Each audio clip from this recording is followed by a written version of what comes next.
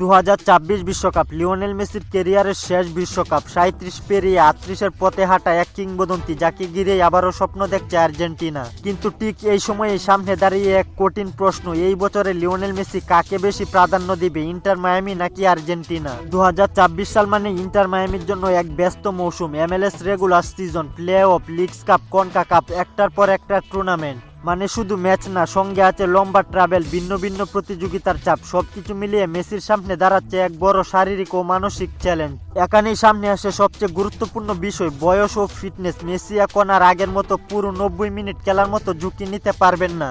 একটু ভুল মানেই ইনজুরি, ক্লান্তি কিংবা ফর্ম ড্রপ। আর যদি বিশ্বকাপের আগে অতিরিক্ত ম্যাচ খেলে শরীর ভেঙে যায়, তাহলে তার প্রভাব পড়বে সরাসরি আর্জেন্টিনার স্বপ্নের উপর। অন্যদিকে আর্জেন্টিনা দল এখনো লিওনেল মেসিকে কেন্দ্র করে গড়া। 2022 বিশ্বকাপ জয়ের পরেও 2026 বিশ্বকাপে শিরোপা ধরে রাখার স্বপ্ন অনেকটাই নির্ভর করছে লিওনেল মেসির ফর্মের উপর। আর্জেন্টিনার জন্য দরকার পুরোপুরি ফিট লিওনেল মেসি, যে ক্লান্ত নয়, চোটগ্রস্ত নয় এবং পুরোপুরি প্রস্তুত একজন লিডার। এ কারণেই 2026 মৌসুমে লিওনেল মেসিকে নতুন করে ভাবতেই হবে। ইন্টার মায়ামির হয়ে সব ম্যাচ খেলা এবং সব টুর্নামেন্টে অংশ না নেওয়াই ভালো।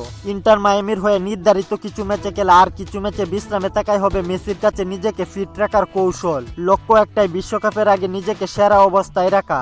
আর আর্জেন্টিনাকে 2026 বিশ্বকাপ জেতাতে পারে শুধুমাত্র লিওনেল মেসির দুর্দান্ত ফর্ম। তাই এই মৌসুমে লিওনেল মেসিকে ইন্টার মায়ামির চেয়েও আর্জেন্টিনাকে গুরুত্ব দিতে হবে বেশ। শেষ পর্যন্ত প্রশ্নটা থেকেই যায়, মেসি কি ইন্টার মায়ামিতে ম্যাচ কমিয়ে পুরো ফোকাস আর্জেন্টিনার বিশ্বকাপে দিবেন, নাকি আবারও সবাইকে চমকি দিয়ে দুটোই সামলে নেবেন? কমেন্ট করে জানিয়ে দিন আপনার মতামত। খেলাধুলার গুরুত্বপূর্ণ আপডেট পেতে আমাদের চ্যানেলটি সাবস্ক্রাইব করে পাশেই থাকুন।